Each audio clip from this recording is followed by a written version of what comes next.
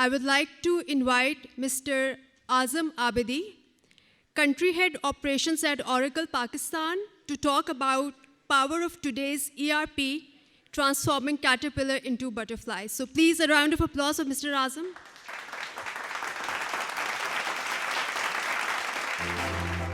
I'd like to share something this morning when I entered in this conference. So our friend Mustafa, who has organized this big event, so he's given me two difficult issues to talk about. One is, he's shown me this rostrum that you need to stand here and talk for 15, 18 minutes. And trust me, I'm the most restless creature God has ever created. So I cannot stand and talk for 15 minutes. So thank you, Mustafa, for giving me this walking mic. Appreciate that. And the other task is that I need to wrap up all of my conversation within 15 to 18 minutes. Otherwise, they will start, giving me alarm bell, which will disturb everyone. So with this, Assalamu alaikum, everyone. Assalamu alaikum, Karachi. My name is Azam Abidi, and I manage the application business for Oracle. It's been 9+ years with this organization, and I've been part of various digital transformation across industry verticals, be it manufacturing, distribution, retail, telecom, and FSI, which is primarily banking and financial institution. I've been into the application space for over 17 years now, and it's been a tremendous journey when we talk about all of these big technologies and innovative technologies which are coming around across other different industry verticals as well. Can I just move to my first slide, please? That's not...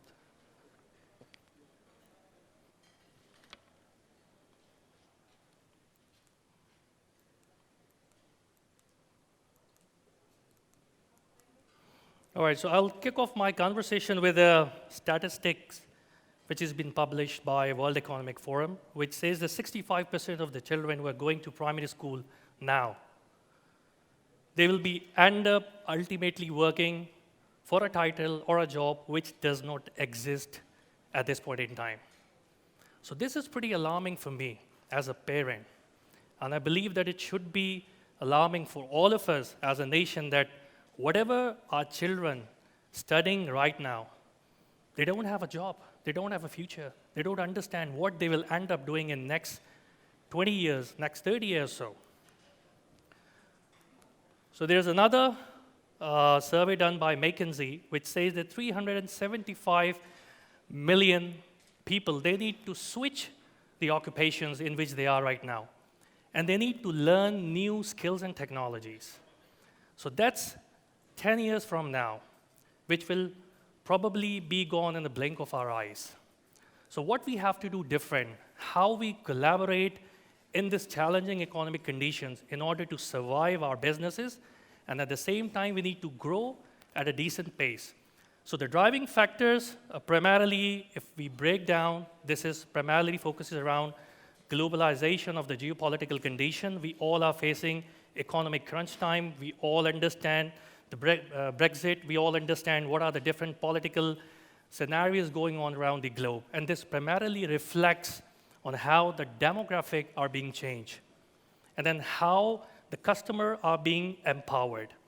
I'll tell you a story. I was sitting with one of my friends who's the leading steel manufacturer in Pakistan, and he was sharing his journey then how they used to sell steel to their customer back in 70s versus what they do different now in order to capture the market. So back in 70s, when a customer walks into their shop, they don't even bother to stand up. They say, hey, look, this is my product. Take it or leave it. That was the customer experience they were giving to their customers back in 70s. Now comes the era of 80s. When the customer walks into their shop, they say, hey, look, they at least at that time, they bother to stand up, greet them, and they say, hey, look, this is my product, these are my terms and conditions, take it or leave it. Still doesn't get changed to that level. Then in 90s, they realized that the customers have a bigger choice to make. And then when the customer walks into their shop, they greet them, they offer them tea or coffee, and they say, these are my terms and conditions, this is my product. Let's sit together and talk about what do you want. And now they need to go to customer door in order to serve them. So that's the change in the buying behavior of a consumer, and that's primarily relates to the technology advancement, number one, And then obviously, those enablers in the market, they are driving those factors so that consumers are being more empowered and they have more choices to make from one or the other. Now, coming back towards, right, so there are a couple of facts which I really would like to highlight regarding the customer loyalty programs which many organizations has put in together. Then obviously there's a future work of a concept from a human capital management side that what you are putting up together for your specific consumers, for your specific buyers, and how you interact with them in order to scale them to the level. Then comes the phenomenon of autonomous fleets that we all have seen, driverless cars on the roads. And this is not future. The future is now. This is all happening in the world now. We talk about the robotics and AI. We talk about, having conversations with our ERP systems. This is all possible in this world today. Now, we talk about the coexistence of various solutions around in an organization and how your people are interacting and getting business benefits out of those. So this translates into a fundamental phenomena, which is the future. Are you ready? Am I ready for this future? So if we talk about the digital divide that has been widening, and this is all happening because of the reason that we believe that we are doing a perfect job in our organizations. We don't want to disrupt ourselves. And I think this is the biggest mistake as an organization or as a nation. If we don't disrupt ourselves now, someone will come and disrupt ourselves in the next few years. So there is a study done by, again, the McKinsey, which says that there are superstar firms who 10 years back have decided to disrupt themselves. And then now they are making a big profits because they understand the technology change, they understand the consumer buying behavior, they understand where they need to invest in their money in order to get the more profit margins, and how they can lower their cost of doing businesses. And then there are the laggard firms who actually felt that they are the ones who actually introduced these norms in the business. And this is what they will carry for the next 10, 15, 20 years. And the statistics said that the laggard firms, they are making a big losses. We all have heard about the stories of Nokias of the world. We all know what happened to Kodak. So this is not that they don't have a wrong business approach. It's just that they don't disrupt themselves. They felt that they were doing the job which will serve the changing business dynamics for the next 10, 15, 20 years. And they were not planning the way they should be. Now, the only thing in this business world, in this economic condition, which is the constant, is change. If we don't change ourselves, then we will be falling up into another economic crisis, into another Nokia or Kodak of the world. Now, if you talk about the overall engagement of employees within the organization, the employees' expectation from the organization has been drastically changed. Your kids' expectation from a parent has been changed drastically. Right? हमारे ज़माने में तो अगर वाले साहब ने कुछ कह दिया तो वो पत्थर की लकीर है. Nobody can, deviate from that. But now if you say to your kid, hey, look, you need to do this, what's the first question he will ask to you? Why? Why I should do this? Why not I will try this thing? So this is something which is primarily forcing ourselves to have an opinion, to sit back, reset our clocks, and understand the changing behavior of this economy and disrupt ourselves now.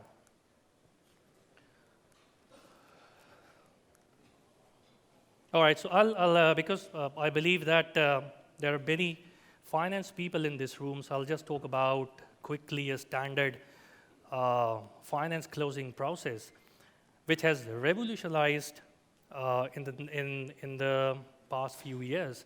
So if a finance people, they can understand that there are standard 8 business processes they need to follow in order to do their daily closing.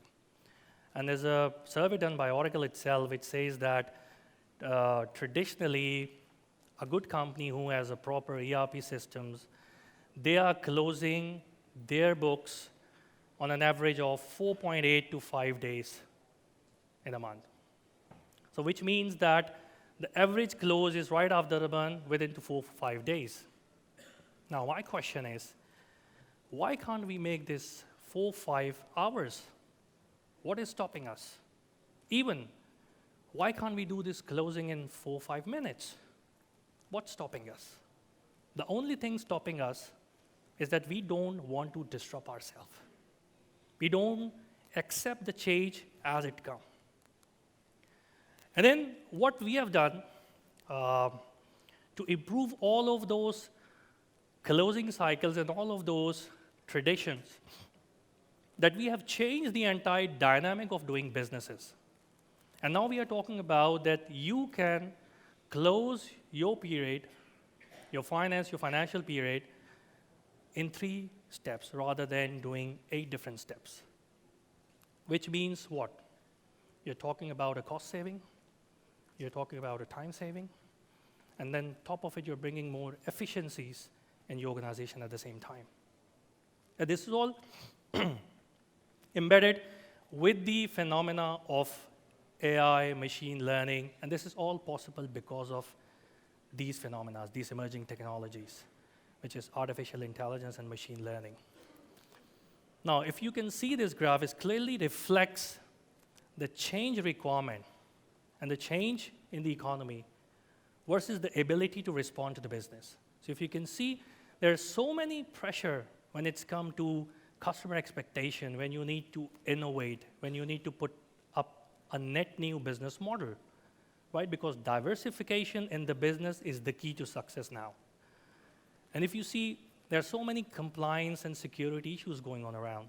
And if you see on the other side, that your ability to respond to these business changes has a significant impact on growing your own business. So which means that you really need to work together in order to have a proper system in place which can help you to respond, change of your business dynamics at a rapid pace.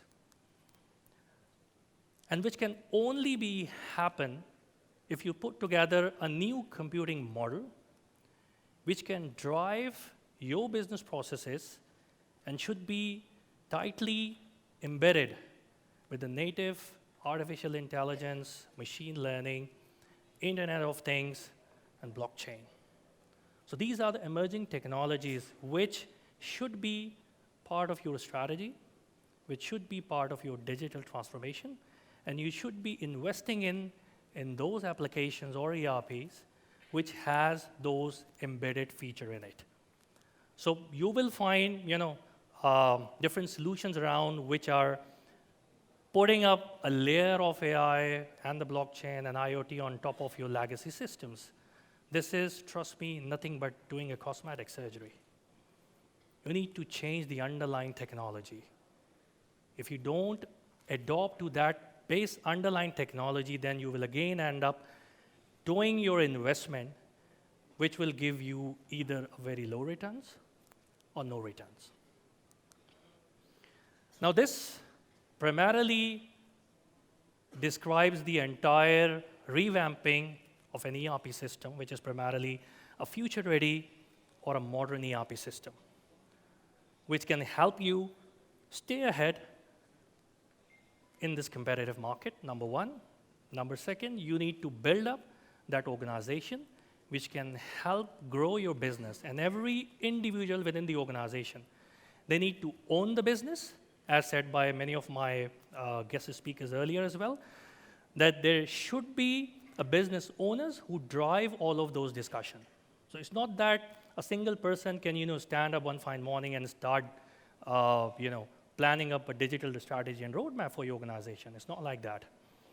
And then obviously you need to deliver the best outcomes, which will take you to the next level, and understanding of the business again is the key. Right, so question for everyone. When was the last time you spoke with your ERP. Is anyone in the room has ever spoken to its ERP system? Okay, we have one raise of hand. Any other person? All right. So this emerging technologies has actually put together an embedded BI and a digital assistant which can help you talk to your systems. Gone are the days when you really need to manually enter your expense receipts. Or for that matter, from a payable standpoint, you need to enter your invoices. And gone are the days when you really need to see how we can improve our business processes in order to bring in efficiencies in the organization. So this is a quick example how we at Oracle are helping our customers by putting up an ERP which is as human as possible. Because we strongly believe the change is now, and we need to adapt to it at a different pace in order to be at a survivor. Now I'll give you a quick 20-second demo. I've got pretty less time to talk now. Can you just play any of those, please?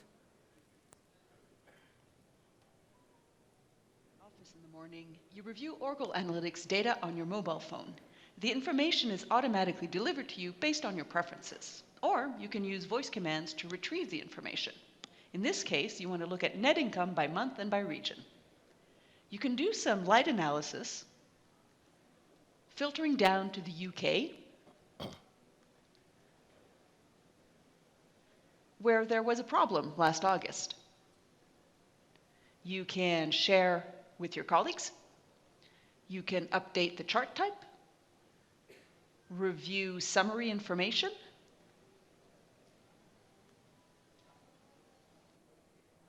and instruct the app to bring back the information at a time or place of your choosing, all from your phone.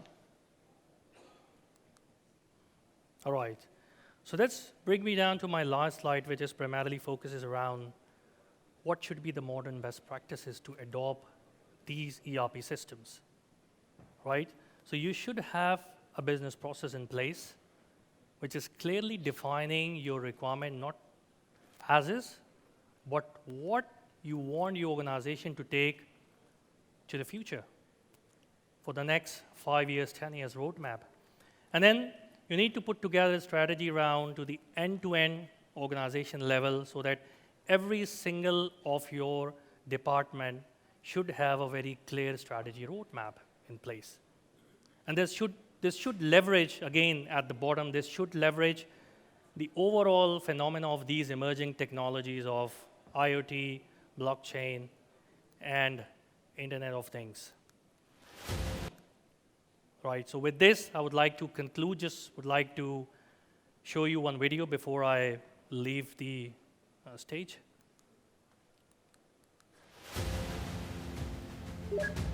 Oracle, run projections with acquisition bid range increased by 20%. Being a CFO in today's world means always being a step ahead. Oracle, show me revenue by product. Hey, Meredith, the new board member Hannah says there's a competing bid. I already reran the financials with the updated revenue data and higher bid numbers. On it, as always. How's it looking? Pretty good. Quarterly bookings are above estimates.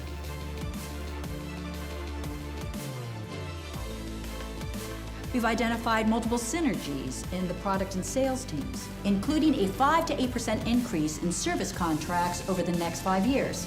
I mean, this could be really big for us, because when you're CFO, Well, all those in favor? tomorrow starts today.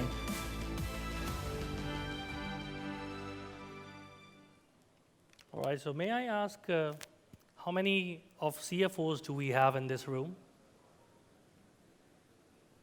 All right. How many finance people do we have in this room? All right. So do you want to be a CFO like this? Certainly? All right. Thank you very much.